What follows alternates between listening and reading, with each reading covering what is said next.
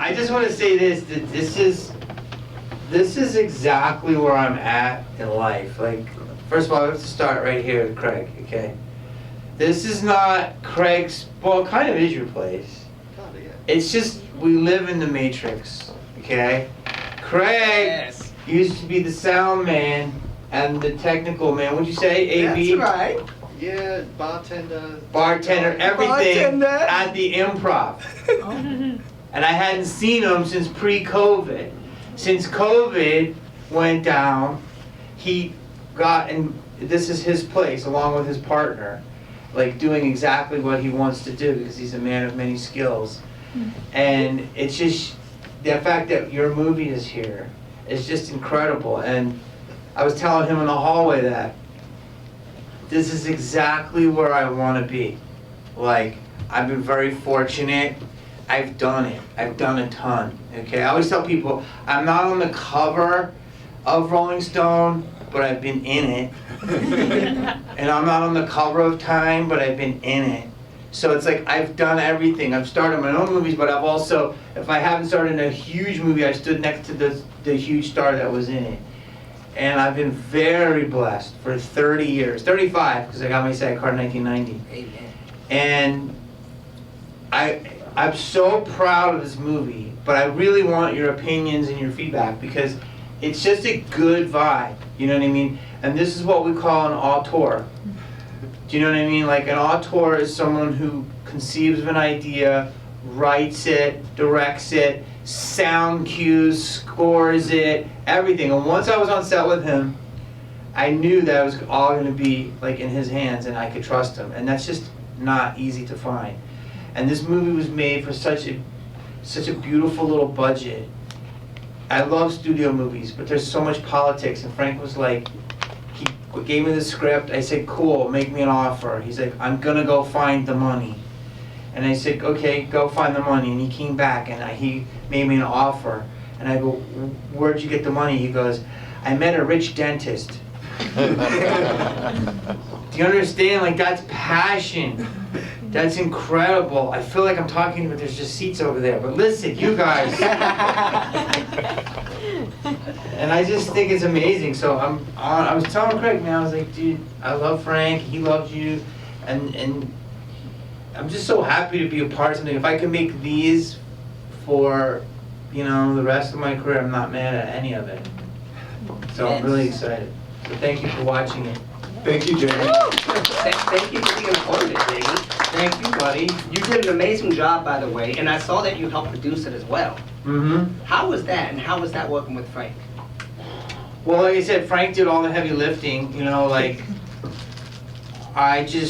he made me this beautiful offer, and he said, I can have you out in 3 days, and I really liked the script, and he made it so easy. He's like, I'm gonna build this schedule around you, and, you know, he's like, we're gonna shoot in Hawaii, and then something happened and we couldn't, and that's Woodland Hills. The Tiki Bar. Who knew that Woodland Hills was Hawaii? Oh, wow. I had no idea either until I went there for the after party. Yeah. I was like, wow, I had to go see it. Burbank. And so I was telling I got a shout out for Broken Compass, Yeah. Tiki Bar in Burbank, California. Yes. and I was just like, this is incredible. And listen, there's a lot of lines in this movie. A lot. 10 pages a day. Yes. And I didn't know them. Wow. Because I had a lot going on. I'm like, I don't know when I can do the movie. And he's like, we can schedule it here. And he did. And I had lines on his shirt, my chick's head. My girlfriend is in the movie. She's the girl that plays the girl at the bar who rejects me. She had lines written on her. Yeah, she had lines on her arm, lines on her head to remember this. And I didn't want to really, I like improv, but I didn't want to mess up his dialogue because it was so good and it was instrumental to the movie. So, you know, it's just crazy, beautiful, and lucky to be a part of it. And I'm telling you, I've got 4 movies like this in the can. And I'm so excited because this is the start of a new revolution in Hollywood. It's gonna be, I'd much rather do, I mean, I love doing big movies, okay? I did a great movie, Tyler Perry movie called Good Deeds. I was on there for 2 weeks. Tyler is the greatest dude to me. I had tons of lines. he let me go crazy on the set, do whatever I wanted with the character. I ended up having like a half a line. And I went to the premiere and I'm like, damn, I've been cut out, but I was cut out. Yeah, so I was like, but it was like, it was okay, it didn't serve the storyline, and that's okay, but, you never know. And with these baby little movies, you can control more and just, I don't know. Go ahead. Now, how was it playing the role that you played and you actually do podcasting and real life at the same time? Did it just come natural to you? Yeah, I mean, Frank was like, hey, I'm gonna, naturally, I mean, those are my shirts. Yes, Those are my hats. Frank basically just said, he kind of wrote the character, I mean, you tell me if I'm wrong. I think you get an extra $20 a day according to SAG contract if you bring your own wardrobe. Yeah, he basically said, hey, I want to like this character, I love what you do, I love what you say, and he kind of took some inspiration, I guess, from me talking on my pod and stuff, but That's obviously cool. all the mysticism I knew nothing about, and this is nothing like Scream, but it was like if Randy got older and more mystical, there's elements of that in here, of the knowledge of something. And I tell Frank, I'm so happy with this movie and my performance because I get to just be normal. And I like being characters, but I felt like, I was like looking at myself, listening. I didn't know any of these lines or any of it, and I just remember I would go over it, understand what it was about, and the fact that it just came out, it really comes off like I know what I'm talking about. So I'm impressed. No, but he's being modest and he's joking about lines being all over the set. He did say every single line that was written in that script. Yes. At least once. Yes. And it was my job, because I edited the movie, to Wow. put it all together. But I was actually impressed, Jamie, because things that, it seems like improv, right? As I was editing, I would go back to the script and go, no, he actually did say exactly what I wrote. So good That's job. really cool. Yeah. And it's really good to just be able to work. You have to work with people that get you. You know what I'm saying? Yeah. It's like, you're not fortunate. I've been, like, my first movie was, look, like before I even got movies, let's just go simply what I did. My first commercial was an El Pollo Loco commercial, and it's called a regional, okay, and that means it only airs on like the West Coast. And they said, basically gave me some stuff to do, and they said just improvise. I did it. The commercial only aired locally, didn't make a lot of money for me, but then the people from Vans saw it, and they said, hey, we like what you did, take these sneakers and improvise. Anyway, long story boring is, when I did the Ellen show, Ellen DeGeneres, I would go on her set, I did the lines, and then she goes, now say what you want to say, and then improvise. My first 3 jobs encouraged to be who I was. And then when I did Romeo and Juliet, I did it with Baz Luhrmann. Now we couldn't improvise because it was Shakespeare, but he was like, I want you to improvise where you think you would go. Again, and he had a list of curses that were in, I guess, Shakespearean or iambic pentameter that we could say as an improvisation within the time and the character. So again, and then Wes, all these scripts, Scream is so amazing, Romeo and Juliet is so amazing. He still said, do you want to add anything? So I was encouraged by auteurs, David O. Russell, another auteur, Baz Luhrmann, an auteur. The list goes on and on, Tony Scott, I mean, Frank Oz. And Frank is the same, is that he starts from an idea, I can't tell you this enough, soup to nuts, and then he executes it all the way to the final technical print. It's not easy to do, and I've seen it at the highest level.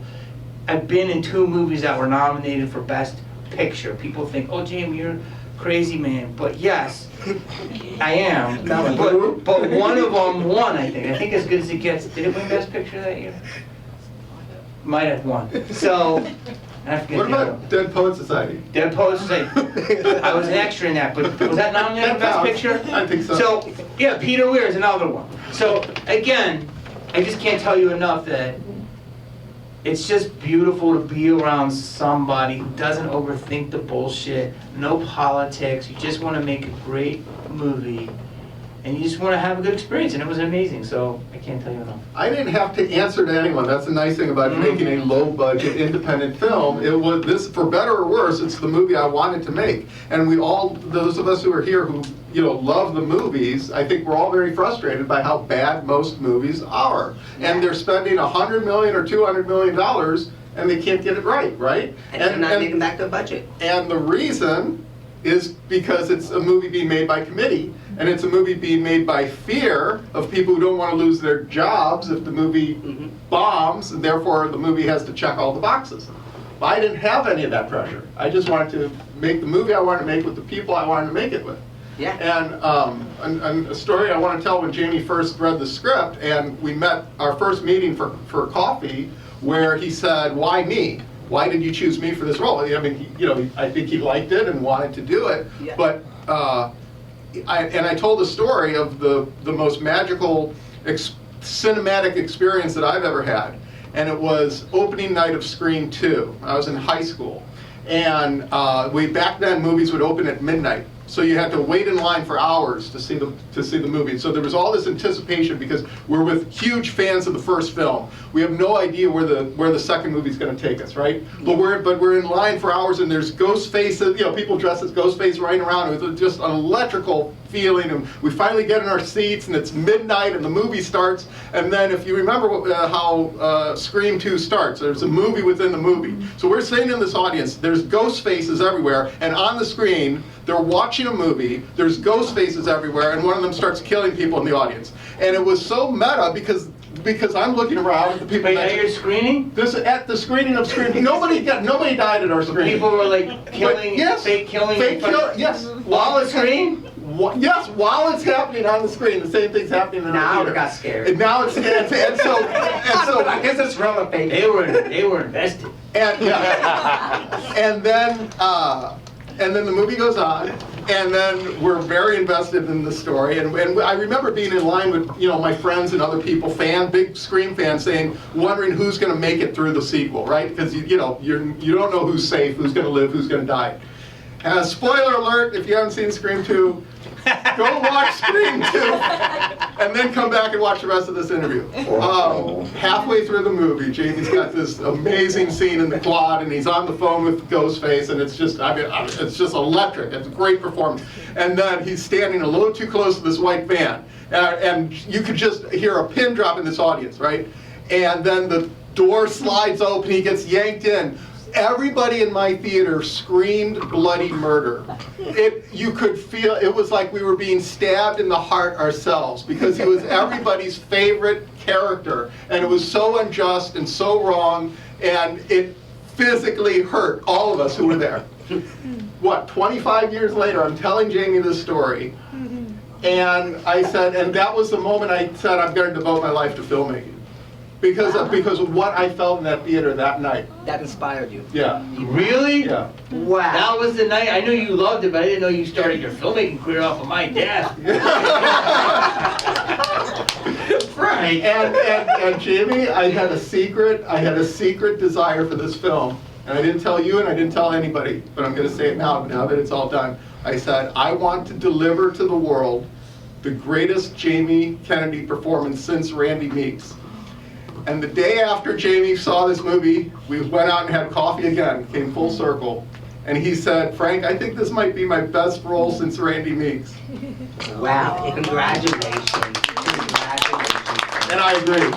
Well, Ron, I love all the roles I've done since Scream, but this one is just in terms of my adultness, dude. You let me be an adult and be normal, dude, and you delivered it. You did a great job. Do you want to hear something even crazier?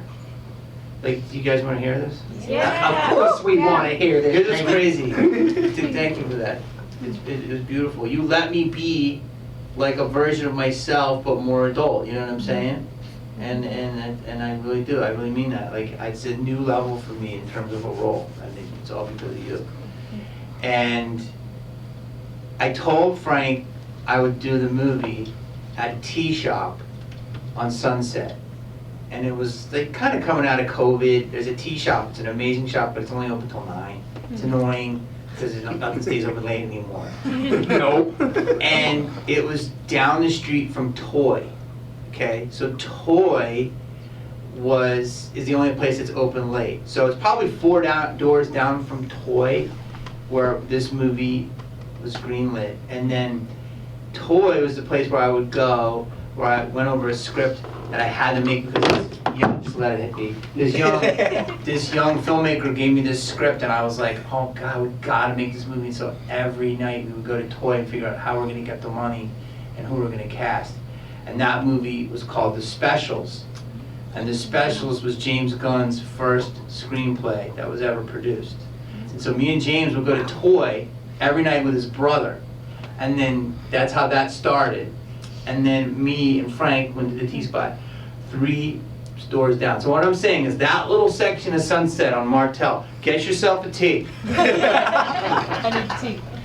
Right here! That's why I can't leave this area. It's literally alive. These streets are alive with the greatest ideas. Right here, it used to be called the Cat and the Fiddle. Now it's a restaurant. You would go in there in the early 90s and see Slash.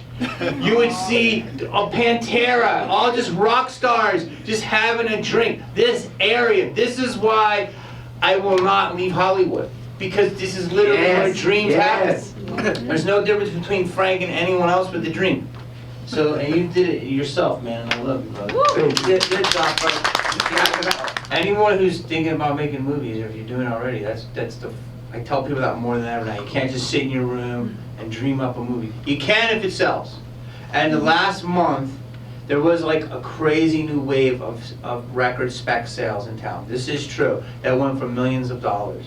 And there's a couple of YouTubers recently that are selling movies to Neon and A24 that are killing. So independent wave is coming back in a big way. And I do have more scripts out there. But the idea of making it your own, like, you know, Paul Thomas Anderson's first movie he made on his own, you know what I'm saying? I'm sure all of them he does really, but this movie is like Frank's love letter, like Hard 8 was for Paul Thomas Anderson, and you make it producible. And that's what I think it is. So to show your talent, Frank didn't like do a set on the moon, you know what I'm saying? It's like, it was, so I think that's so important for people. And just with dialogue, and I was fascinated learning this stuff as I was saying it, like, because I was in Hawaii with my girl, and this stuff is true with the volcanoes. And the volcanoes. That's real. That is actually a real war. That's true. Haley's angry, And so it was fascinating to learn this stuff.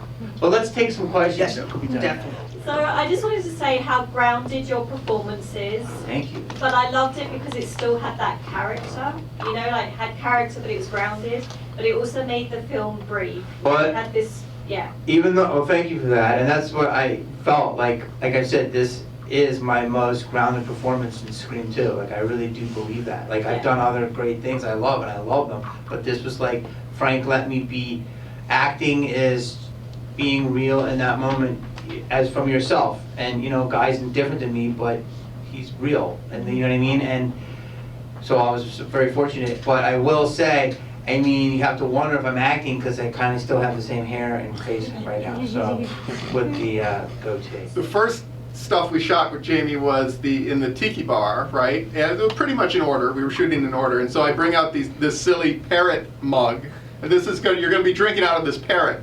And Jamie goes, "Oh, I don't do prop comedy." And I said, "Jamie, this is what everybody in a tiki bar drinks out of a silly mug like this," and it works, right? Like it's that drinking out of that parrot. That's exactly what. You know what's? Wait, is the woman who was here, is she here? No. Can I say something about her? Yeah, sure. The woman, when she was given she was surprising. The woman who was giving a warning, I guess, in one part with the Night Watchers. She is here. You were awesome. That was you. Come on up, Jeff. Come on up and say hi. Oh my God, that was you. Do you need help? Do people know that you were also a producer on the movie? Yes.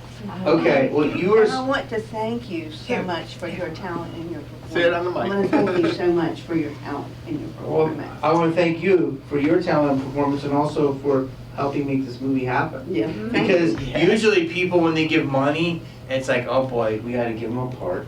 8th But this grade is true, talent very show. But she wasn't. You're like really good. That's what I wanted to say. You're such a good actress. Well, thank And you. that was very like not usual when people give money. So this took a turn, this Q&A. But you know, is she here? I'm right here. I mean, is she here? I'm right here. What are you doing now? We got the comedy show going on too.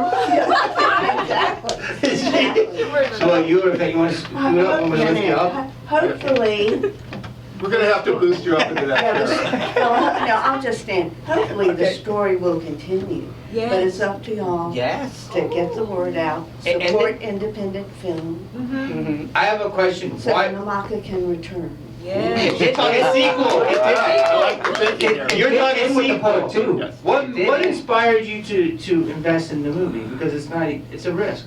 Well, it is, but Frank and I collaborated, thank you, Jerry, collaborated on a film called The Employer. Oh, okay. With Malcolm McDowell. Okay, And Malcolm McDowell, again, yeah. I had come out here interested in investing in films. I found out that you didn't have to have mega bucks. Small No. indies need smaller amounts of money. And through a mutual entertainment attorney, I met Frank and we put this other movie together. But it was cute because when we sat down, the entertainment attorney said, "Well, Frank, isn't there a small part in there for Jennifer?" And I was like, I hadn't even thought about it.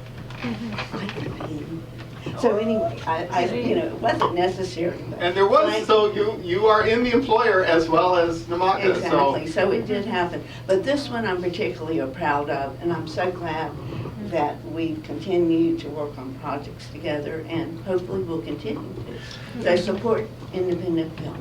Right? Yes. It wouldn't be possible without you, so thank you. Thank you. I love the movie. I was really Bro, entertained. isn't it good? It's good. No, like, forget anyone's here. And we- Isn't it better than you thought it was gonna be?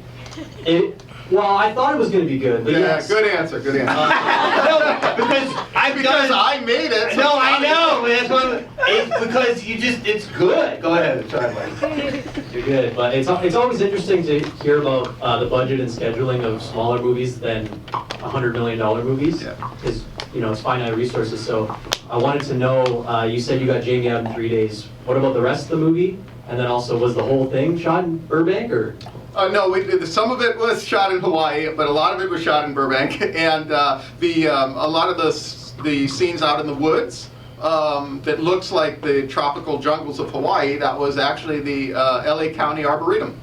Oh, wow. And there's a section in the Arboretum that's all Polynesian tropical plants.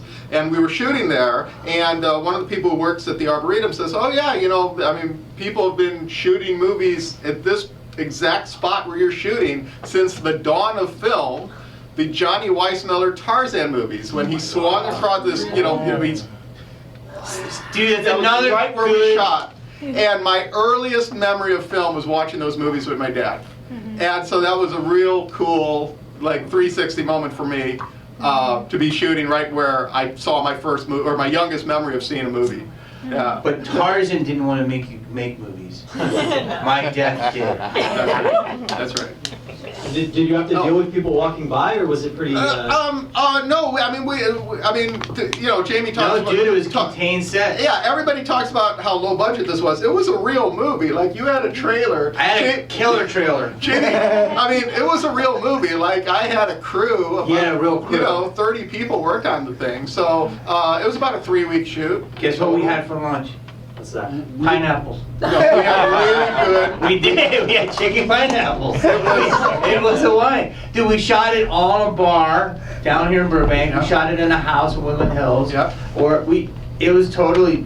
My last movie I did before this was more of a budget. Don't Suck, and that was also a low budget, but again executable, easy and easy executions because it was smaller. Yeah, and I did want it to look cinematic, so a lot of prep with my crew. So so we did a lot of pre-lighting before Jamie came to set, because when Jamie was there, I wanted to be able to shoot, right? So that was one of the secrets, one of the ways of being efficient, right, is to plan ahead, know all your shots, that kind of thing. So, and then when we were shooting the exteriors, we were actually shooting in December when the days were the shortest. And so we couldn't, you know, we were fighting the light. I only had 8 hours of sunlight a day. So when we were shooting out in the park. So the whole movie was about 3 weeks.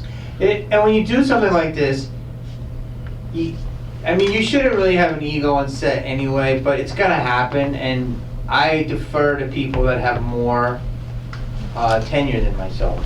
So if somebody, I've seen things on set that I don't think are crazy at all, but to the normal person they would, because they don't work in the movie business. And you're gonna have creative differences, you're gonna have fights, you're gonna have arguments. That's okay to me.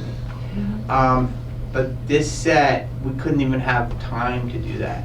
And it was, and Frank's laid it down, he said, this is my set, man. But he also deferred to me. And, you know, I wasn't trying to do anything other than act. Now, if I knew we weren't gonna make our day, I'd be like, dude, you think you need the double shot or whatever? And he'd be like, yeah, here, let's do this. I mean, but it was 99% him.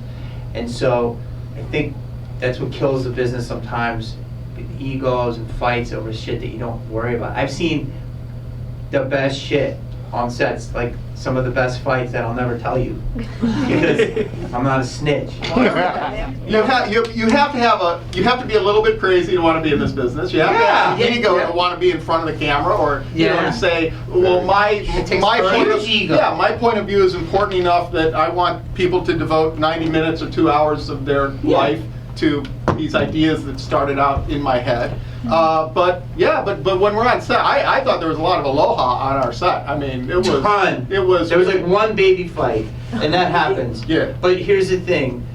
That was when your phone went off in the middle of the shot. Yeah, it was my fault. But here what I want to say is that you know what I love about you, and I want to tell people this. There's so many bullshitters. Hollywood is great. And you know who the best are the people that are from Hollywood.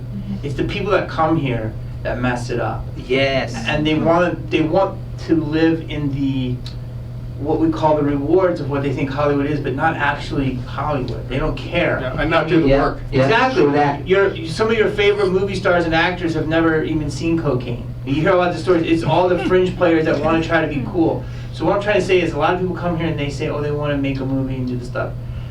I tell people, I don't want your money. And they go, well, why? And I go, because A, you don't have it, and B, I don't want some chump from Orange County sweat me for 200 grand if he's gonna make his money back, okay? If you can't part with 200 grand, don't get near the movie business. Don't come near us, okay? Because it's a risk. And guess what? Your movie might lose money, but in the end, it might make money. This is not to make money. It's like to put an idea out there, and hopefully you'll make your money back. But that's why I tell people they want these guarantees. There's no guarantees. Do you understand that? Yep. Like there's no guarantee. Art is the opposite of a guarantee. And that reminds me of another story, that first time we met for coffee after he read the script, and we're just talking about life for an hour or so, and at the end of it, Jamie goes, okay, I'll do your movie. And I was like, you will? And he's like, yeah, you seem like a nice guy, you're passionate about the movie, you don't seem like you're on drugs, let's do it. And it's true, because like, movies are my drug. Yeah. Now, one more other question. What made you do the point of view? Is that like a thing you came up with? With the hat cam? Yes. The movie I had done like previous to this one was a found footage film called From Jennifer. And the actress who played Jennifer and From Jennifer is here tonight, Danielle Today. Hello. Because I want one of those hats, by the way. So I have an actress from The Employer here, and an actress from Jennifer, and this is my third feature as writer-director, is Namaka. And my second film, it was almost entirely point of view. And I did that one for like no money. That was like, because it's found footage, and found footage is a great excuse for not spending any money, because if it looks weird and ugly, that's sort of on purpose, right? You don't need to. Okay, that makes sense. Yeah, and so I sort of conceptualized this as a hybrid, that it would have some found footage element to it. But I like it. Yeah. So there's a lot of trending topics that go around nowadays, and a lot of people, that's what they want to see, is a lot of point of view videos and stuff. And so the idea is about 20 minutes of this movie is that hat cam footage, which was essentially almost cost nothing to film, And so then I was able to put more money into each shot that makes sense, right? So it's like, because I had essentially an hour's worth of movie to make. Was that real footage from your real vacation? Yeah, that pretty much, a lot of the I went back and added more hat cam footage, but some of the shots when you see the hiking, That's so cool. the boat, Super creative. and the helicopter, I shot that stuff before I had written the movie. It was like when I was like literally on vacation. That's my Someone wife. was playing that's- ideas as you were going. Yes. Wow. And so then when I was like, I think I can integrate this footage into the movie, but I need to cast the lead actor has to be about the same height as me and about the same skin tone as me, because you can see his hand in some shots, and that's my hand in those shots. Yeah. So I'm really enjoying the movie. It was the second time I saw it, and I am an aspiring screenwriter, so I love hearing, all about the biz, all about everything. So my question is, because I was thinking about this, so, you've got a gorgeous woman in this movie. We all saw how Guy strikes out with women. If the scenario was different and he hadn't met Alex, but he met her instead, she revealed herself to him, do you think Guy would have fell for that? Or do you think he was a little bit too savvy? This sounds like something that may come up in the second film. right now I think already. Guy Torino may eventually meet Namaka. Hey, I'm available. but- But hold on right here. No, but that element in the screenplay of Guy striking out with women, it was thematic, right? There's a lot of like just male-female interaction stuff going on in this movie, and I just wanted that thematically to weave itself in, and I knew it would be funny with Jamie. I mean, the movie really is, well, for me, this movie is the origin story of the crazy chick. Right? And here's, let's just be blunt, and here's what I love. Yo, I was talking to my girl about this. I'm like, yo, see that girl over there? Ooh, that's a Namaka. Yo, don't let her Namaka you. Yo, dude, she's gonna Namaka. Like, it's a verb. Oh, dude, that's Namaka over there. Get them. Dude, Namaka, right? Yeah. When you see those eyes, I mean, she took a guy and fucking put him in a shell. Tied him into the shell. And then she let him out of the shell, so they're like, oh, that's cool. And then she fucking killed the shell. That tripped me out. Yeah, that's Namaka. She's crazy. Yo, she's Namaka-esque. That's what leaves that opening for part 2, Yeah. which was really great. I'm so, like, when I saw this movie, this is how good it was. It took me away. And that's why I was like, I'm so glad I watched it with the crowd when we first saw it. And I was like, this is gonna sound crazy, but I went and looked for a property in Hawaii.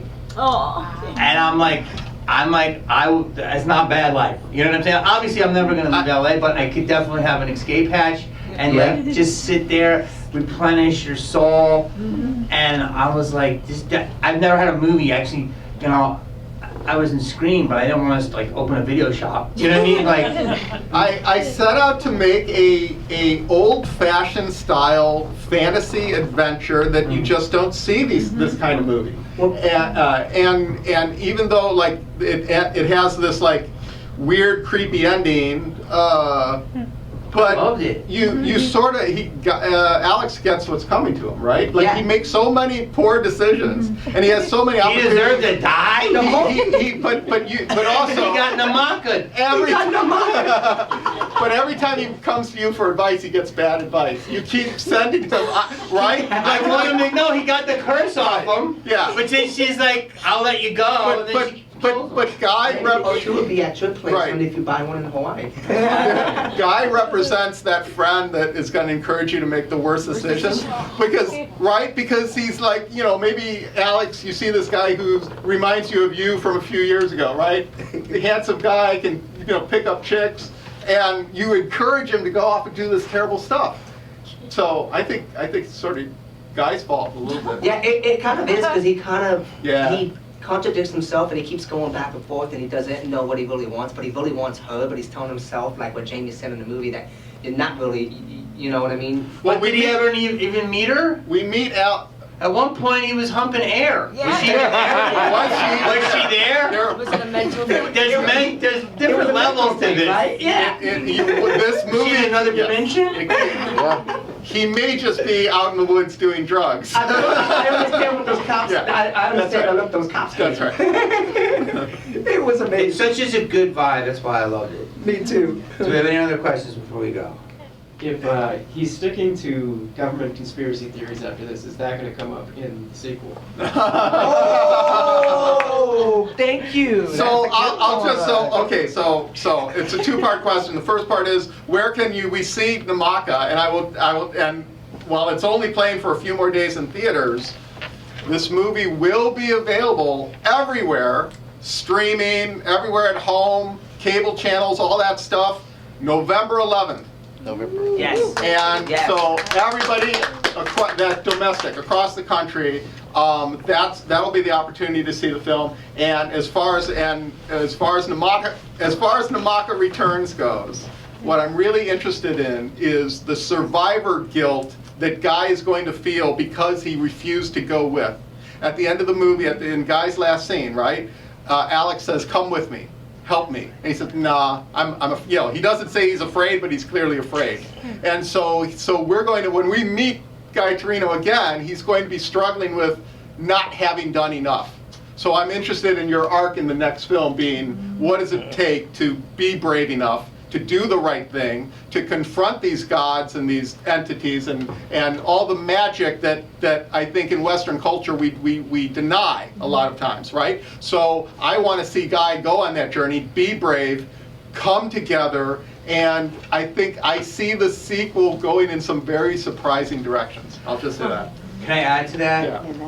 I want to say two things. When we did Scream 2, And I will not kill you off, I promise. I love the fact you're going to do a survivor's guilt because that's a real thing. And don't quote me on this, but I'm pretty sure when we did Scream 2, there was a thought process that Sydney, Nev's character, was going to be on heroin. Now that might not be true, but because she was so messed up. And I was like, this is the realest take of like a high school murder, right? Like you would go to drugs, right? And I don't think, and obviously they didn't do it, but I think that was a possibility, which is, again, survival. The other thing is, one of my favorite movies is Unbreakable. And Unbreakable, M. Night Shyamalan, is such an amazing origin story for really a universe, a complete universe. He could have his own Marvel universe out of that movie if he wanted to. And what you say with this movie, it kind of shuffles along, kind of, like me, I'm a shuffler, and you think Guy's just like Schlumperson. But then he's into something, what? He's into something big. He's into basically powers of the gods. And that has a touch of The Mummy, where it could go. You never know. It could just be dramatic, but as it goes, it could grow. And I was telling him that. And I mean, that to me, it's endless where it could go. And that's something I discovered writing fantasy, because this was my first screenplay where I tackled fantasy, supernatural, and I was a little daunted by that when I first went into it. Every other screenplay I've done, human characters, I think I understand human nature. This is an origin story. But gods, goddesses, anything fantastical, magic, what are the rules of the magic? I realized, you can make up the rules as you go. Yeah. Like why isn't she on camera? I was asking myself that. And then her answer, she says, well, because that's a new invention, so I'm not interested in that. That's all you needed, right? So you just sort of accept that. And so the possibility, I actually found writing for fantasy to be very freeing, because I could take it anywhere, right? Exactly. Make it up as I go. Imagination's everything. Exactly. Now, for everybody in here who gave all those amazing ideas, you gotta watch part 2 to see if they use them. So you better make sure But you first, come we back. need everybody else to see the Watch first part one. 1 first. Right. Watch part November 1 first. 11th. Watch it again. Invite your friends. Somebody asked you, like, what was your concept for the third scene? You're like, November 11th. Yeah. You really plugged that one. Yeah. Thank you. I love you, buddy. Thank you guys for coming out. Thank you so much, everybody. Really appreciate it. Small but mighty, man. This is your baby, bro. I'm happy to be a part of it. Thank you.